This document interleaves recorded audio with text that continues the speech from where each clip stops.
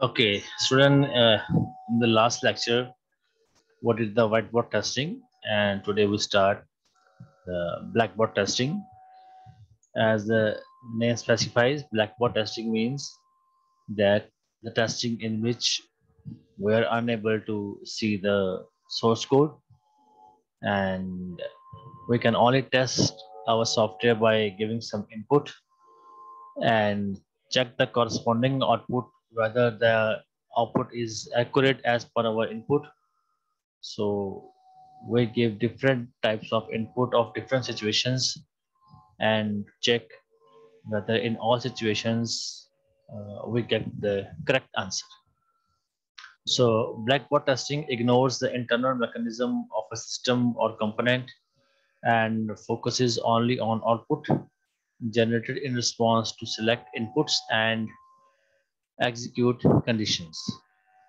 So blackboard testing attempt to find the errors that are incorrect or missing functions whenever one functions call another functions and there is no interconnection between the two functions because the function is missing and we get the wrong output. So that can be one cause of the blackboard testing. Interface error. If one function sending some parameters or argument to some other functions and the parameter of that other function are not equal to the number of argument that is accepting from the other functions, the interface problem might be there in the functions. So the interface is the problem is there, we get the wrong output. Error in data structure or database, if we are unable to access data from database, still we get a wrong output. And behavior performance error, if we get incorrect error, we want to get output in form of floating number, we're getting an integer. Again, there's some problem in the performance, or you can say more time is being consumed. And finally, termination error. Our error terminates without giving us output. Again, that might be a error or testing problem in our software that our testing has found that there's some bugs or mistake in the application. So some of the techniques through which we can go for the blackboard testing that are equivalence partitioning, boundary value analysis, and decision table testing. So in all these techniques, we give the input and on the basis of the output, we will check whether our application is giving correct output or not. And on the basis of output, we will verify that the application is bug free or having some bugs in it. First one is equivalence partitioning. To keep down our testing cost, we don't want to write several test cases that test the same aspect of a program. So we divide our testing input into different domains, modules, and select any one value from that particular domain instead of picking up many values from that particular domain. So on the way picking up one value from one domain, we can check the output. If that one value is giving the correct output, definitely other values of that particular domain also give the correct output. Similarly, we pick the second value from second domain and check the output of that value. If that value is giving the correct answer, definitely all the values of that particular domain give the correct answer. If that value gives the wrong answer, then definitely all the values of that particular domain give us the wrong answer. Equivalence partitioning is a strategy that can be used to reduce the number of test cases that need to be developed because we are picking only one values of that particular domain. No need to pick all the values. So it means definitely the number of test cases get reduced. Equivalence partitioning divides the input domain of the program into classes. So as I told you earlier that we divide the domain into various subdomains, or you can say classes, and pick one value that from particular subdomain. For each of these equivalence classes, the set of data should be treated the same by the module under test and should produce the same answer. Again, if one value give the wrong answer, all the values of that particular class give the wrong answer or subdomain give the wrong answer. If one value of that subdomain give the correct answer, then all the values of that particular subdomain give the right answer. Test should be designed so the input lie within these equivalence classes. So this is one of the example of the equivalence partitioning. A company provides 100 units to each of its employee, and by using these 100 units, the employee can buy at least 2 products from the company website by logging into it. The minimum unit of the product is 10 units and the maximum unit is 99 units. So we partition the domain into 3 classes. It means the company provides its employees to purchase any product from the website of the company and provides $100 to its employees. Whatever product the employee purchase, the minimum cost of the product is ₹10 and the maximum cost of the product is ₹99. So on the basis of this, we will check. We will take one value because it's less than 10. It means 10 values lies from less than 10, 0 to 9. And again, every values start from 10 to 99 rupees. Minimum price is 10 and maximum price is 99. Again, one domain is subdomain is lie between 10 to 99, and third domain subdomain lies at greater than 99. So I will check if I want to purchase a product of rupees less than 9, can I purchase? Because as per conditions of the company, I cannot purchase the product that is having cost less than 10.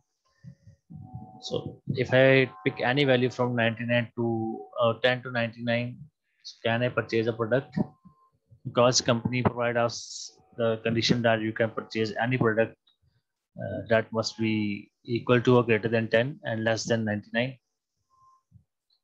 And one subdomain is that I pick any value that is greater than 99 and check whether I can purchase a product from company website, because company allow me to purchase a product whose maximum price is 99, not more than that.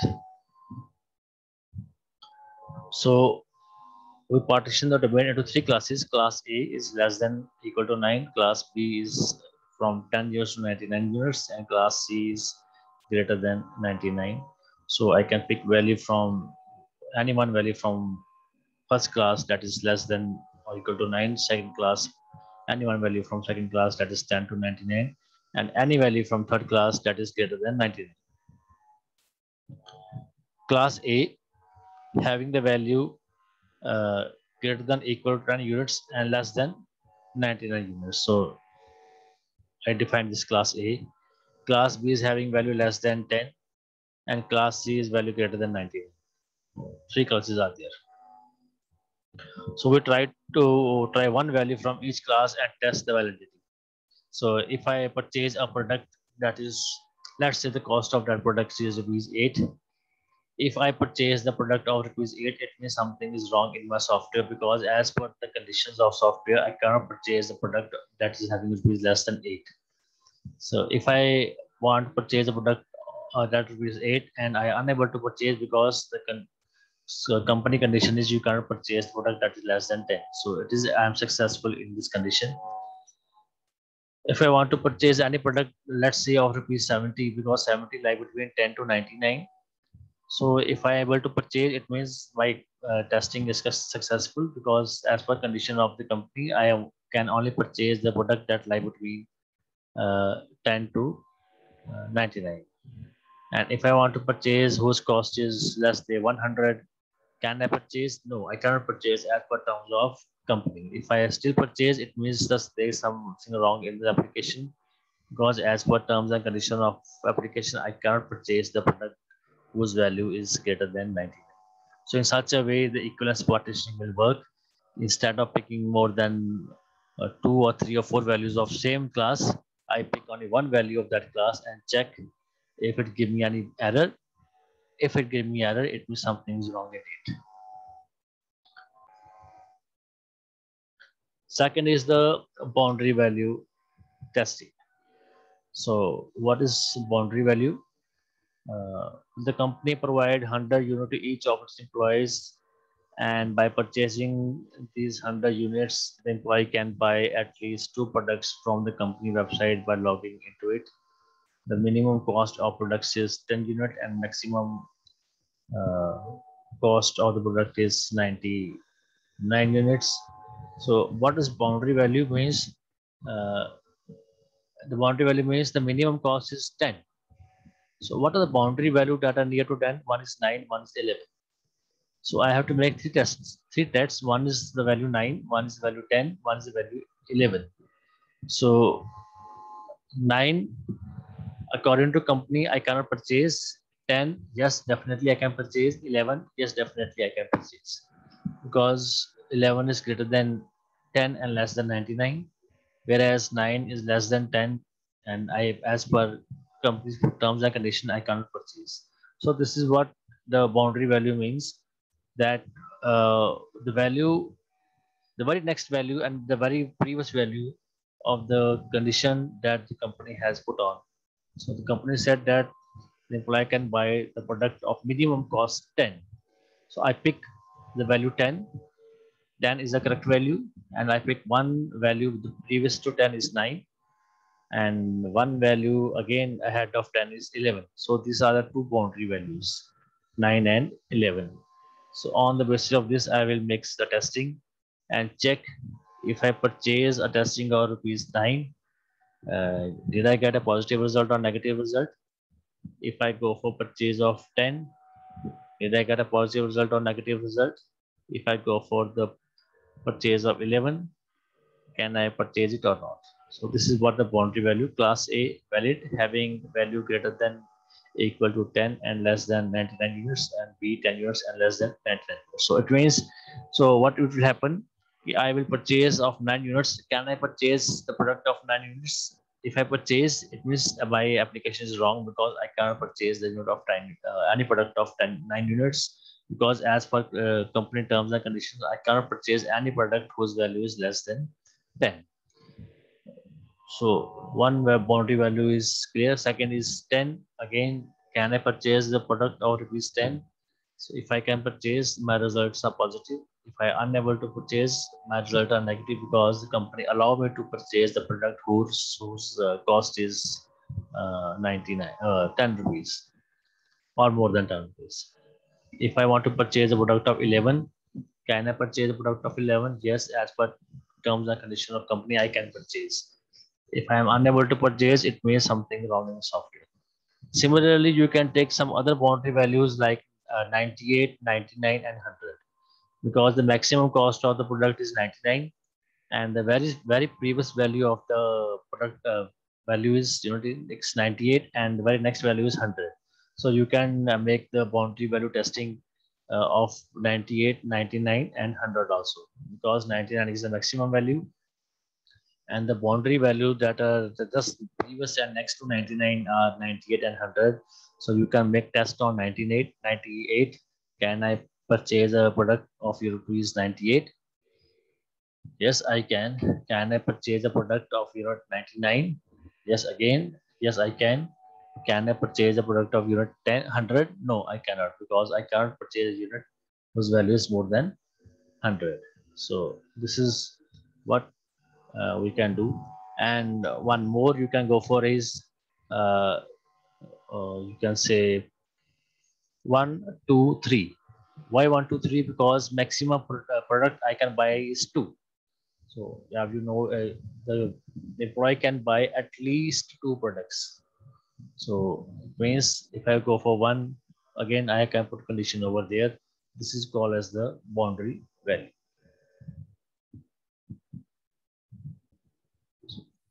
Next is a decision table. So what is a decision table? A decision table is a tabular representation of input versus rules, case, test, and conditions. So decision table, we create a decision table in a form of rows and columns. That is the table, and with the various inputs, and all inputs are being tested with all the various rules, cases, and test cases and conditions, and it's and check all the inputs are giving correct answers as per rules and cases and test conditions. It is very effective tool used to understand the logic of complex software and requirements. Decision table is a brief tabular representation of specifying which action to perform depending upon given conditions. Because a lot of conditions are there as per our company, so we have to check if one input is there and does that input accepting any of this condition, and if it's accepting that condition, giving the correct input, correct output or not, or incorrect output. So the condition, the input can go for any one condition, and whatever condition the input will accept, and we will check on the basis of that condition whether we are getting the correct output or we are getting the incorrect output. The information presented in decision table can also be represented as decision tree. So this is one more pattern of that is the decision tree also. Decision table helps to check all possible combinations of conditions to identify the missed condition easily. So we will test all the inputs on the basis of all the conditions that are being applied by the company. And if any condition giving the wrong output, it means something is wrong in our application codings, we have to change it. The actions satisfying the condition are indicated as true or T.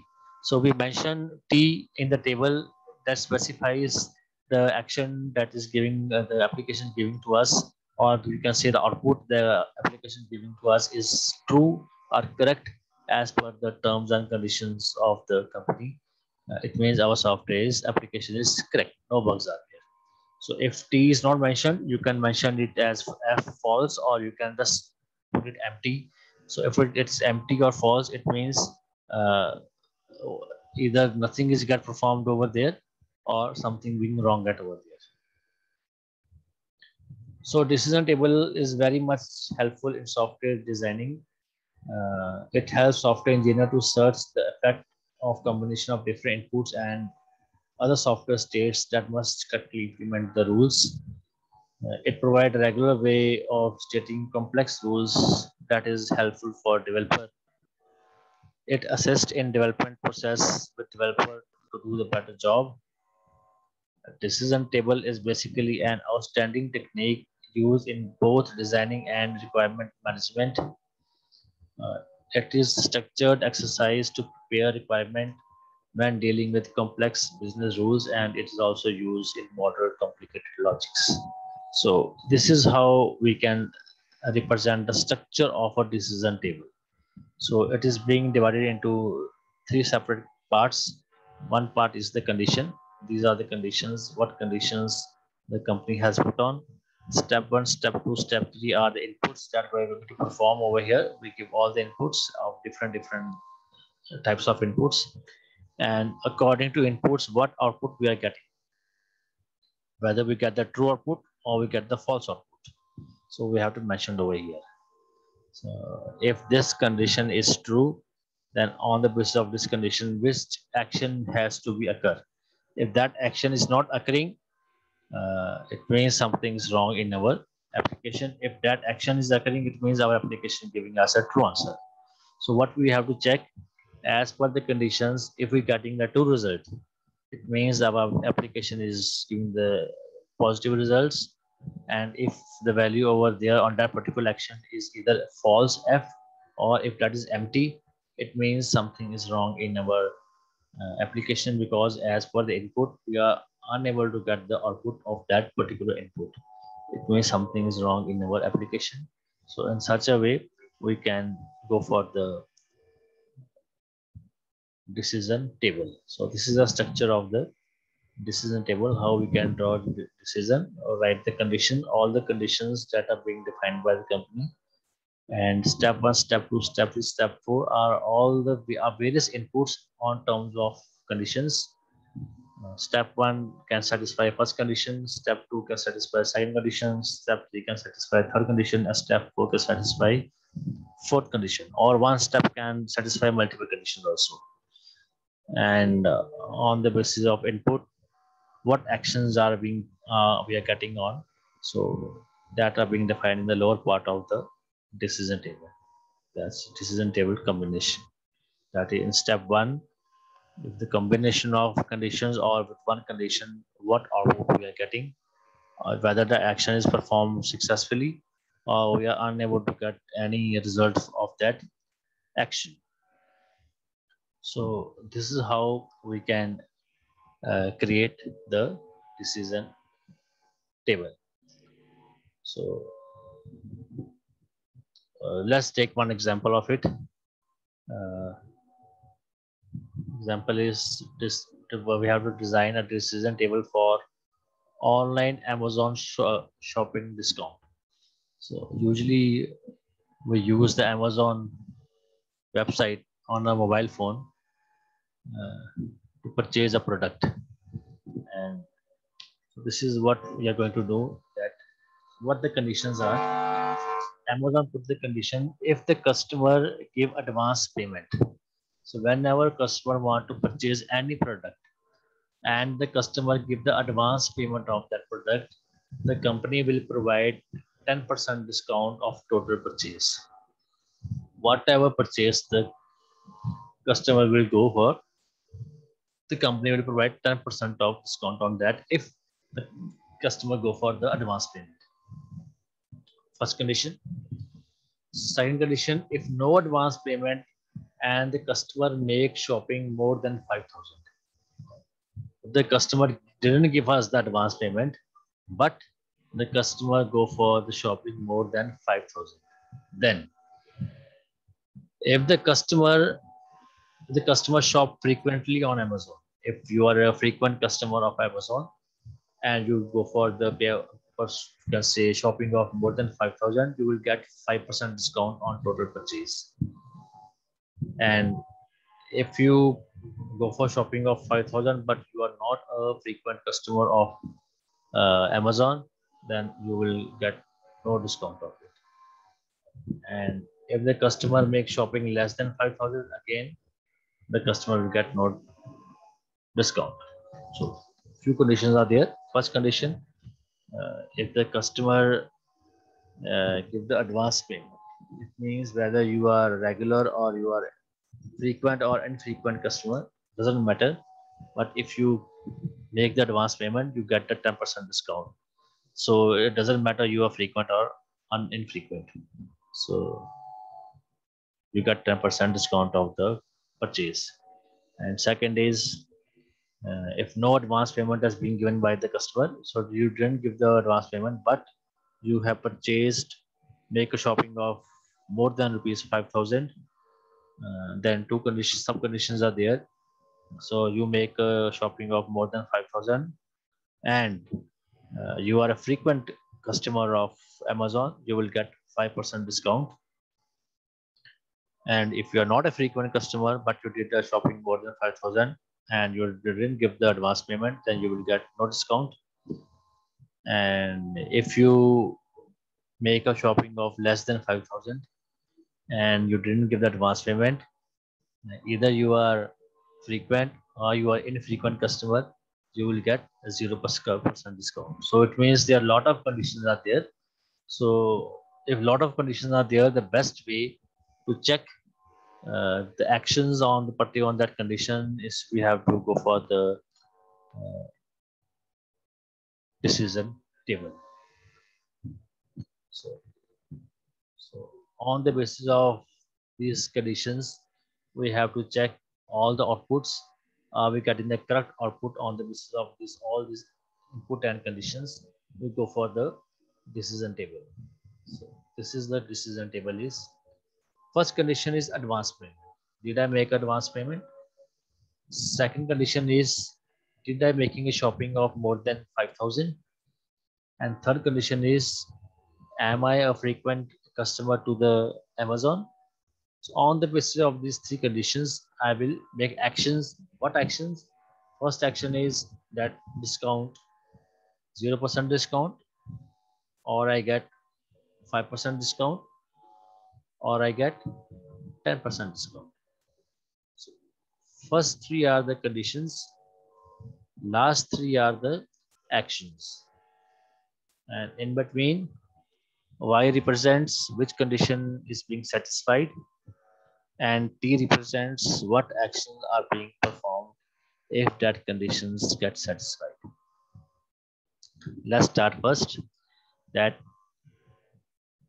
this Y, first Y that I give the advance payment, then below this first Y, again Y is there that I make a shopping of more than 5,000, and third Y, yes, I am a frequent customer.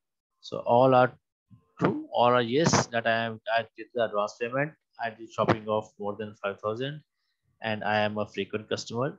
So I will get the discount of 10% because I did the advance payment. So second condition, I make advance payment and I did a shopping of less than 5,000. Yes, I am a frequent customer. Still I get discount of 10%. I make advance payment, but I didn't get the shopping of more than 5,000. I am also not a frequent customer. Still I get a discount of 10%. So three conditions are there if I make advance payment. Advance payment more than 5,000, frequent customer, all are yes. Advance payment and I'm a frequent customer but shopping less than 5,000. Again, I get a discount. I make advance payment. I did shopping of less than 5,000. I'm also not a frequent customer. Still, I'm getting 10% discount because I did the advance payment. But you can check the multiple conditions are being checked, and on the basis of multiple conditions, what actions are being taken. If I make advance payment, still I'm not getting a discount of 10%. It means something wrong in my application because I did the advance payment. If this 2T is not available over there, if this part is not true, if this is blank, it means that my application is giving wrong results as per the input. Because if my payment is advanced, I definitely get discount of 10%. Clear? Let's go second part. No, I didn't make an advance payment. Yes, I make a shopping of more than 5,000. No, I'm not a frequent customer. If I'm not a frequent customer, but I make a shopping of more than 5,000, still I will get 0% discount because I'm not a frequent customer. Fine. No, I didn't make any advance payment. Yes, I make a shopping more than 5,000. Yes, I'm a frequent customer and I will get a discount of 5%. Again, I'm getting the accurate results on the basis of the input. No, I didn't make any advance payment. No, didn't make a shopping of more than 5,000. Yes, still I am a frequent customer, but I get 0% discount because my shopping is not more than 5,000. If my shopping is more than 5,000, then I will get it. It means I'm getting correct result over here.